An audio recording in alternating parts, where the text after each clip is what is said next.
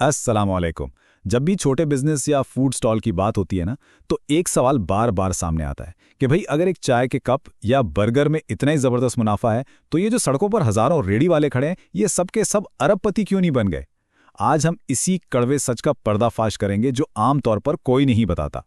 जरा सोचिए, अगर वाकई चाय और बर्गर बेचना एक सोने की कान है, तो फिर ये लोग पिछले 10 सालों से वहीं के वहीं क्यों खड़े हैं? मतलब इनकी जिंदगी में कोई बड़ी तब्दीली क्यों नहीं आई? वो अरबपति तो क्या, एक ढंग की दुकान के मालिक तक क्यों नहीं बन सके? ये वो सवाल है जो आज की इस सारी डिस्कशन की बुनियाद है। हमें बाहर से बाजार में बस एक हुजूम नजर आता है, लेकिन उस हुजूम के पीछे की असल हकीकत बहुत हैरानकुन है।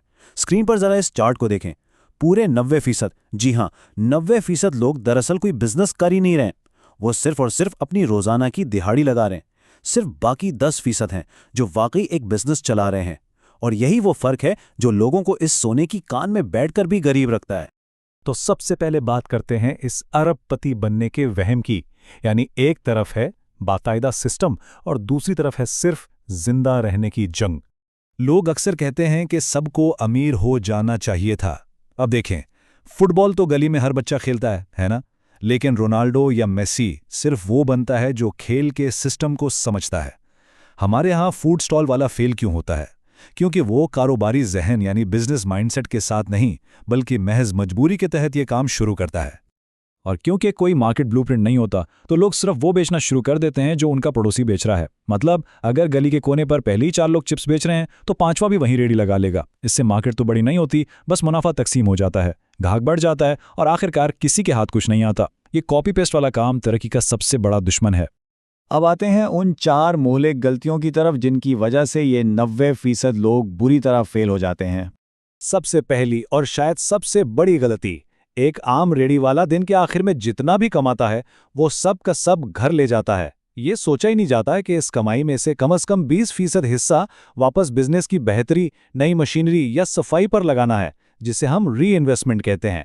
याद रखें, बिजनेस तभी बढ़ता है जब कमाया हुआ पैसा वापस उसी में लगाया जाए। दूसरी बड़ी गलती है कॉस्ट कटिंग का वहम। जब काम थोड़ा चलने लगता है ना, तो अक्सर ये सोचा जाता है कि यार अगर जरा सस्ती पत्ती या घटिया तेल इस्तेमाल कर लिया जाए तो रोज के 500 रुपये बच जाएंगे। बस यहीं से जवाल शुरू हो जाता है। आर्जी तौर पर वो 500 रुपये तो बच जाते हैं, लेकिन इस चक्कर में पुराने और वफादार ग्राहक हमेशा के लिए दूर हो जाते हैं। तीसरी गलती, सफाई का ना होना। आमतौर पर लोग कहते हैं कि भाई ये तो सस्ता खाना है, गरीब का खाना है, या सफाई कौन देखता है। ये बिल्कुल गलत बात है। आज का ग्राहक गंदगी देखकर दोबारा नहीं आता। जरा तसव्वुर करें, एक गंदा सा कपड़ा जो स्टॉल पर बार बार प्लेटों और काउंटर पर मारा जा रहा होता है, वो एक कपड़ा खामोशी से हजारों रुपए के मुनाफे को चाट जाता है।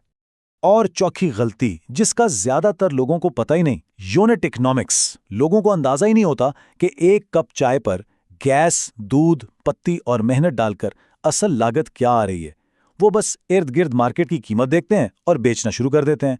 महीने के आखिर में जब हिसाब होता है तो पता चलता है कि जेब तो बिल्कुल खाली है। छुपे हुए अखराजात को समझे बगैर कीमत लगाना एक बहुत बड़ी बेवकूफ़ी है। अब चलते हैं सलूशन की तरफ, यानी मार्केट का वो हिस्सा जो बिल्कुल खाली पड़ा है, जिसे हम कॉर्पोरेट अप्रोच कहते हैं। अब सवाल ये है कि जब इतने लोग फेल हो रहे हैं, तो ये काम क्यों करना चाहिए? इसलिए क्योंकि लोकल मार्केट में अच्छे और साफ सुथरे स्ट्रीट फूड की मांग बहुत ज्यादा है और सप्लाई ना होने के बराबर। अगर एक सादा सी रेडी को कॉर्पोरेट तरीके से चलाया जाए तो गेम ही बदल जाती है। सबसे पहले सफाई, एक प्रॉपर यूनिफॉर्म हो, चाहे वो सिर्फ एक साफ एप्रन ही क्यों ना हो। फिर ग्राहकों से फीडबैक का डेटा लिया जाए। और तीसरा सबसे अहम हथियार, टिकटॉक और इंस्टाग्राम जैसी सोशल मीडिया मार्केटिंग। इन छोटी छोटी तब्दीलियों से एक नया सेटअप पुराने लोगों से कई गुना आगे निकल सकता है। एक वो सूरत हाल है जहां कोई 10 साल से एक ही जगह खड़ा है क्योंकि उसने कभी खुद को बदलने की कोशिश ही नहीं की। और दूसरी तरफ वो विजन है जहां पहले दिन से ये सोचकर काम शुरू किया जाए कि इस एक स्टॉल से 10 स्टॉल बनाने हैं। जब आगाज ही इस वसी सोच के साथ हो तो नाकामी के चांसेस वैसे ही खत्म हो जाते हैं। अब जरा मुकामी मार्केट की कुछ शानदार कामयाबी की कहानियों पर नजर डालते हैं कि कैसे एक स्टॉल ब्रांड बन जाता है। हबीब जलेबी और सिवर फूड जैसे बड़े नामों को कौन नहीं जानता, लेकिन क्या ये शुरू से ही इतने बड़े थे? बिल्कुल नहीं। उन्होंने भी अपना सफ़र एक आम से छोटे स्टॉल से ही शुरू किया था। लेकिन उन्होंने रिवायती गलतियां नहीं की, उन्होंने क्वालिटी पर कभी समझौता नहीं किया और एक प्रॉपर सिस्टम अपनाया। इसी वजह से आज वो एक आम स्ट्रीट स्टॉल से निकलकर करोड़ों की एम्पायर बन चुके हैं। अगर तरीका दुरुस्त हो तो वाकई कुछ भी मुमकिन है। तो खुलासा ये है, एक मजदूर से एक बिजनेसमैन बनने का रोड मैप इन 4 कदमों पर खड़ा है।